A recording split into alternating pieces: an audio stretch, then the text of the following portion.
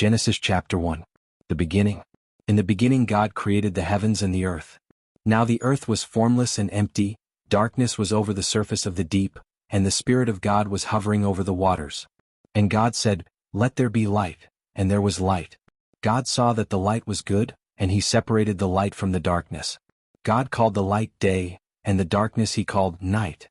And there was evening and there was morning, the first day. And God said, "Let there be a vault between the waters to separate water from water." So God made the vault and separated the water under the vault from the water above it. And it was so. God called the vault sky. And there was evening and there was morning, the second day. And God said, "Let the water under the sky be gathered to one place and let dry ground appear." And it was so. God called the dry ground land, and the gathered waters he called seas. And God saw that it was good. Then God said, "Let the land produce vegetation, seed-bearing plants and trees on the land that bear fruit with seed in it, according to their various kinds." And it was so. The land produced vegetation, plants bearing seed according to their kinds and trees bearing fruit with seed in it according to their kinds. And God saw that it was good. And there was evening and there was morning, the third day.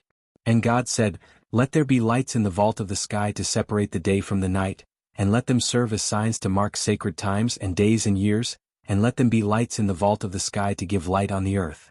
And it was so. God made two great lights, the greater light to govern the day and the lesser light to govern the night. He also made the stars.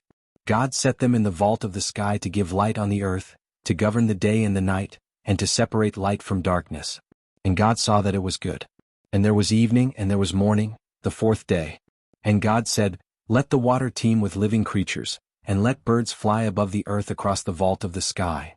So God created the great creatures of the sea and every living thing with which the water teems and that moves about in it, according to their kinds, and every winged bird according to its kind.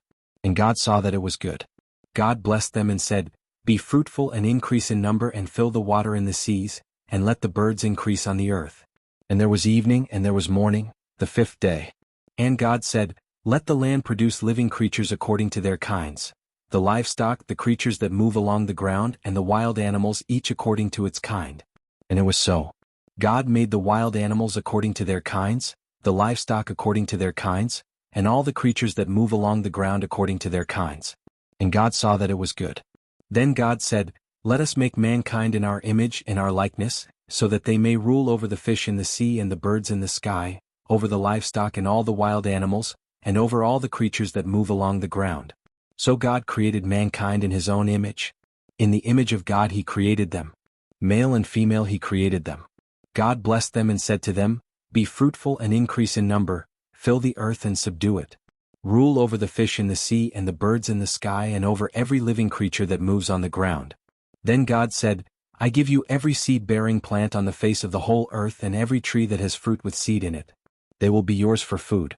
And to all the beasts of the earth and all the birds in the sky and all the creatures that move along the ground, everything that has the breath of life in it, I give every green plant for food." And it was so. God saw all that he had made and it was very good. And there was evening and there was morning, the sixth day.